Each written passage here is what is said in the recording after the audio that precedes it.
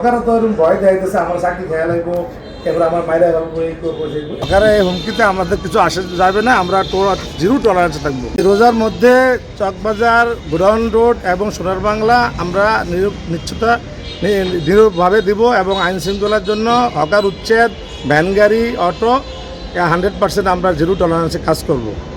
এই অবস্থায় এই যে চকবাজারের সামনে খাদেম দুলাল, চকবাজার যাওয়ার মধ্যে দুলালকে হুমকি দেয়, তখন আমি আইসা এগুলি উচ্ছেদ করে দেই এবং তাদেরকে উচ্ছেদ করে বাঁশের বেড়া দিয়ে ফুলবাগান এবং আপনার এই বাঁশের বেড়া দিয়ে একদম নিরাপত্তা নিশ্চিত করি, হকারকে উচ্ছেদ করি। বাধার সম্মুখীন তো হয়েছি। ওই যে হকাররা বিভিন্ন সময় অফিসে যায়, আবার হুমকি দেয়, আবার এই টোকাইয়ের মতন বিভিন্ন কাজ করে, এরা হুমকি দিতেছে।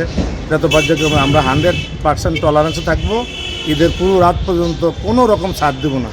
হকাররা তো হুমকি দিতেছে যে এই করবো সেগুলো, হকারের হকারের এই হুমকিতে আমাদের কিছু আসে যাবে না। আমরা জিরো টলারেন্সে থাকবো। 8টা ভ্যান গাড়ি থানায় জমা দিচ্ছি, তাদের নামে জিডি করা হয়েছে এবং পর্যায়ক্রমে আমরা নিশ্চিতভাবে কাজ করতেছি। ঈদের পূর্ব রাত পর্যন্ত আমরা এভাবে কাজ করব এবং জিরো টলারেন্সে থাকবো। হকারদের এই যে ভ্যান গাড়ি সরিয়ে দিলে, থানায় নিয়ে ঢুকিয়ে দিলে, এদিকে নিলে সেদিকে নিলে, এরা তো এই জন্য তারা এই ভয়ভীতি দেখাই বেরোতে স্বাভাবিক, এই জন্য হুমকি দেয়। এটা গত পরশুদিন এই যে চকবাজার মসজিদের সামনে হকারগুলি সরিয়ে দিছি। হকার সরিয়ে দেওয়ার পরে এবারে বেড়া দিছি, বাঁশ দিয়ে বেড়া দিয়ে হকারকে সরিয়ে দিয়ে একদম সুন্দর করে স্মুথ করে দিছি। এখন চকবাজারের সামনে আজাদ ভাই বলে আসছে খাদেমকে যে তুমি এগুলি সরিয়ে দাও, তখন আনন্দ করে বলো কারো কথা শুনে না।